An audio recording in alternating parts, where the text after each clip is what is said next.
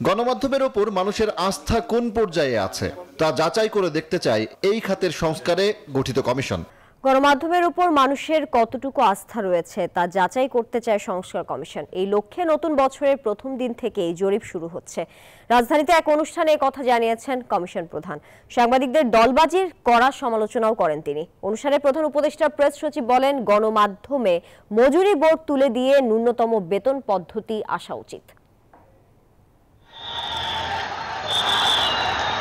BTV ভবনে আগুন কিংবা বেসরকারি কয়েকটি টেলিভিশন ও পত্রিকা অফিসে হামলা, বৈষম্য বিরোধী ছাত্র আন্দোলনে ক্ষুব্ধ জনতার রোষের শিকার হয়েছে বেশ কিছু গণমাধ্যম।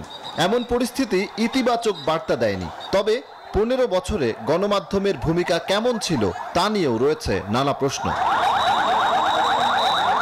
পরিবর্তিত পরিস্থিতিতে গণমাধ্যম সংস্কারে করণীয় নিয়ে রাজধানীর সিলডাপ মিলনায়তনে Centre for Policy Dialogue CGS এর এই আলোচনা অংশ নেন গণমাধ্যম সংস্কার কমিশনের প্রধান, সিনিয়র সাংবাদিক, শিক্ষক ও গবেষক সহ মিডিয়া সংশ্লিষ্টরা। ভারতে যদি গদি সাংবাদিক হয়, বাংলাদেশে তেলবাজি সাংবাদিক, এই ডেফিনেশন হওয়া উচিত।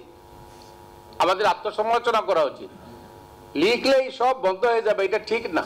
অনলাইন প্ল্যাটফর্মের যুগে বা এই সহজের যুগে আপনি যদি প্রত্যেকেই সাংবাদিক হতে দেন কোন রকম অ্যাক্রিডিটেশন ছাড়া, সেটা বোধহয় পুনর্বিবেচনার সময় চলে আসছে। সমাজের ব্যবসায়ীদের মধ্যে যা চলছে, এই সমাজের আমলাদের মধ্যে যা চলছে, এই সমাজের সরকারের মধ্যে যা চলছে, গণমাধ্যমে তারই প্রতিফলন আপনারা দেখতে পাবেন।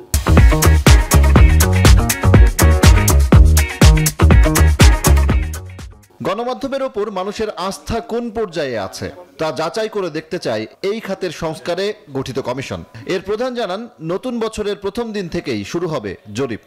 বাংলাদেশে একটা ন্যাশনাল মিডিয়া সার্ভে হচ্ছে। এই সার্ভেটা হবে 1 তারিখ থেকে 7 তারিখ পর্যন্ত সারা দেশে খানা জরিপ করে। একটা চরম নৈরাজ্য চলছে। খুলে দিয়েছেন যে ইচ্ছা মিডিয়া করতে পারে। 46টা টেলিভিশন চ্যানেলকে তারা অনুমোদন দিয়েছেন। কোনো বাজার যাচাই হয়নি যে বাজারে আসলে এতগুলো টেলিভিশনের চাহিদা আছে কিনা। গণমাধ্যম সংস্কার কমিশন প্রধান বলেন, সাংবাদিকদের বেতনের নামে চলছে চরম নৈরাজ্য। এই প্রসঙ্গে কথা বলেন প্রধান উপদেষ্টার প্রেস সচিব।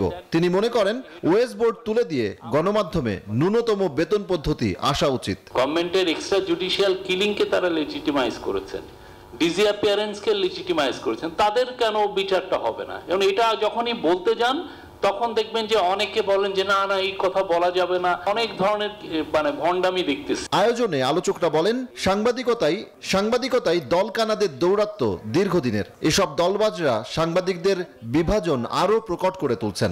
আমরা খালি সজল দাস, নিউজ 24, ঢাকা।